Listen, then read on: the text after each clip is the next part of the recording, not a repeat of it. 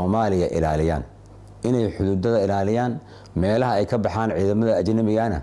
inay la wareegaan xaq bay u leeyihiin waxa u diiday ma garanayo degmada Badhaadhe ciidanka federaalka inuu imaado sababtoo ciidamada federaalka waxay joogaan gobolka Gado waxay joogaan gobolka muxuu ahaayay Jubbada Hoose waxaan rabaa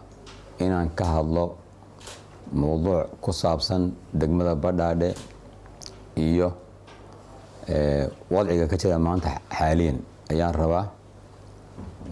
marka koobaad Badhaadhe waxay ka mid tahay gobolka Jubbada Hoose Soomaaliya maamulka Jubbaland waa degmada ugu weyn degmooyinka Jubbada Hoose waa degmo leh bad iyo beer iyo bari iyo muxuu ahaa leh iyo barba waa degmo caqabadaheedu aad ay u fara badan yihiin oo ah meel aad 91kii wixii ku joogay ilaa hadda dadkeedu ay kala xidhan yihiin dhibaato badanna ay soo gaadhay u nugul in ay ku dhuntaan cid kasta oo dhib wada runtii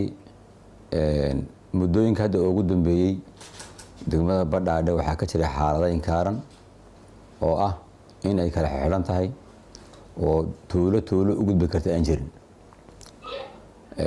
waa meel u sahlan in ay argagixisadu si fudud ku soo galaan runtiina ay haddaba joogaan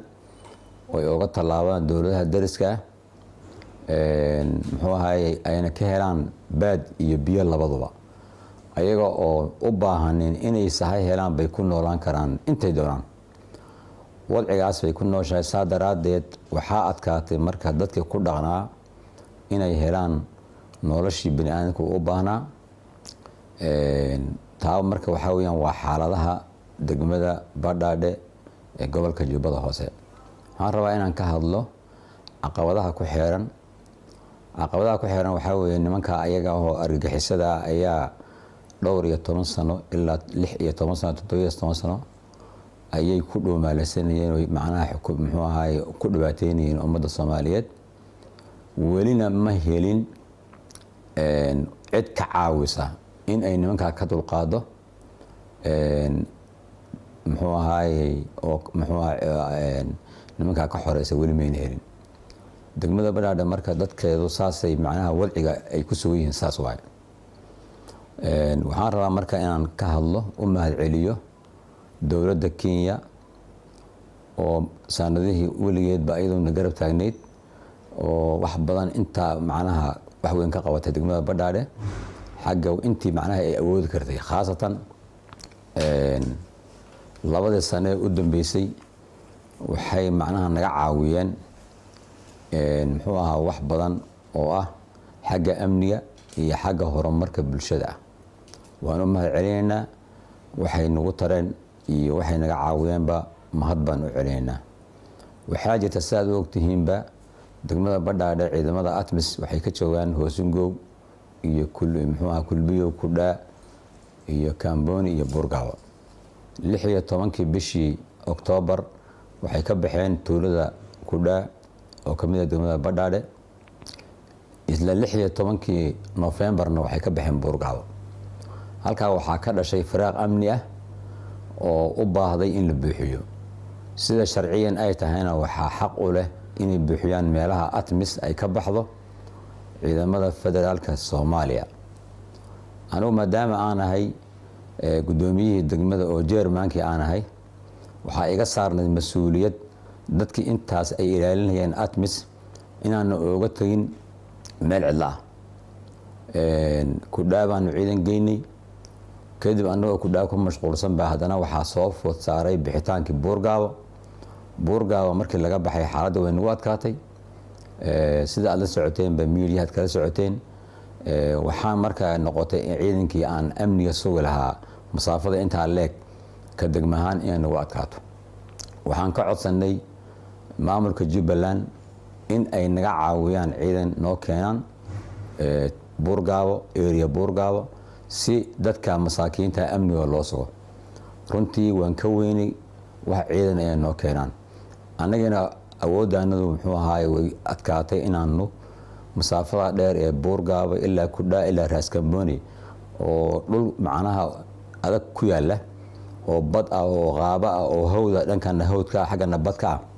oo wada lahayn inaanu kaafina amni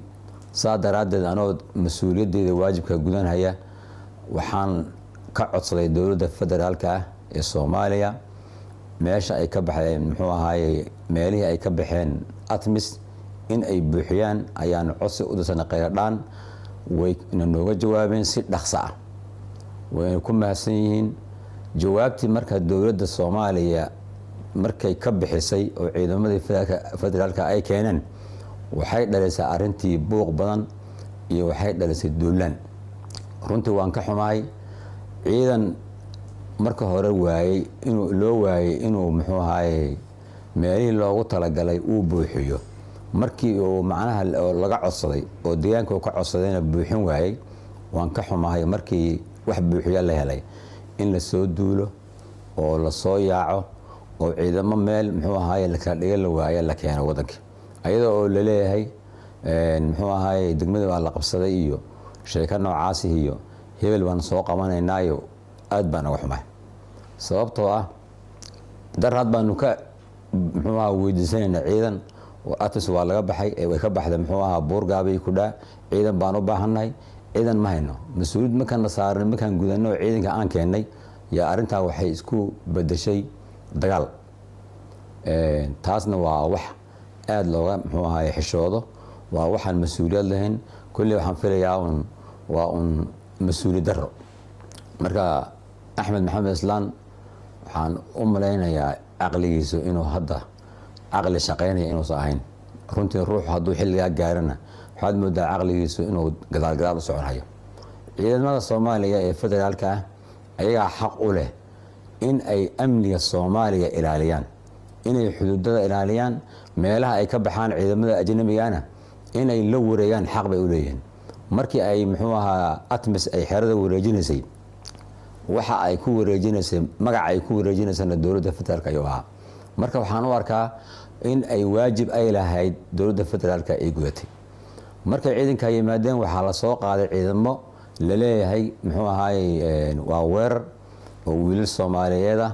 oo ciidankii Jubbaland ee anigu aan odayga u ahaay muxuu ahaay aan wax ka dhisay runtii waxaan muxuu ahaay waan ka xumaanay wiilashaas waan soo dhaweynaynaa anagu wiilasha cod lama nihin ciidanka Jubbaland waa hal mid ciidanka Soomaaliyana waa hal mid waxaan ugu baaqayaa wiilasha ayaga la soo lugeeyay in ay ciidamadooda ku soo biiraan xuquuqdooda ka maqnayd bay helayaan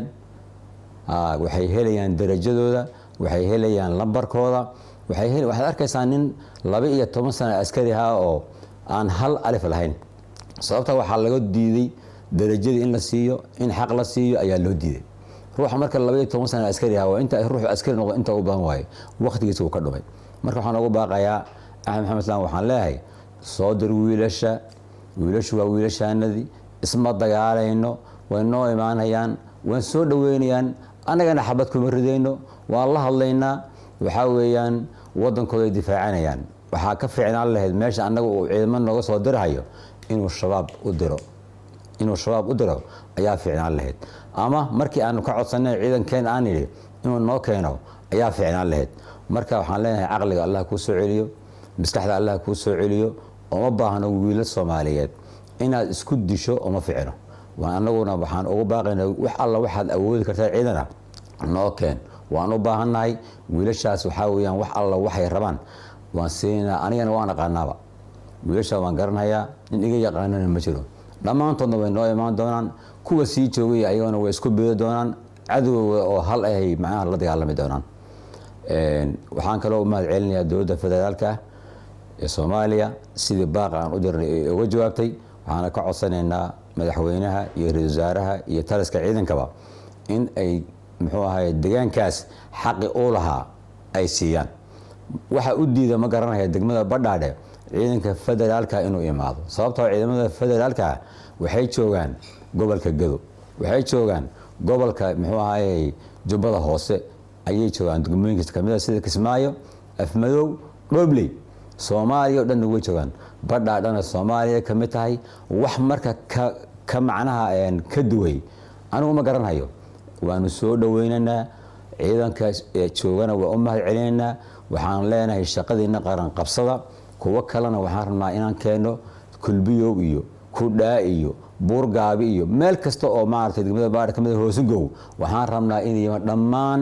waxaan rabnaa inay mas'uuliyadda xuduudada Soomaaliya ayagu ay qabsadaan marna oo la wareegan nin walba shaqadiisa inuu qabsadaan rabnaa